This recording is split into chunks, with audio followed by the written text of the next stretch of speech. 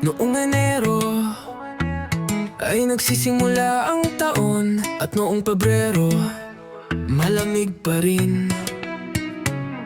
Noong Marso nakakahanap kami ng mga bagong kaibigan, at sa Abril magsisimula ang kaarawan. Noong Mayo ito ay nagiging mas mainit, at noong Hunyo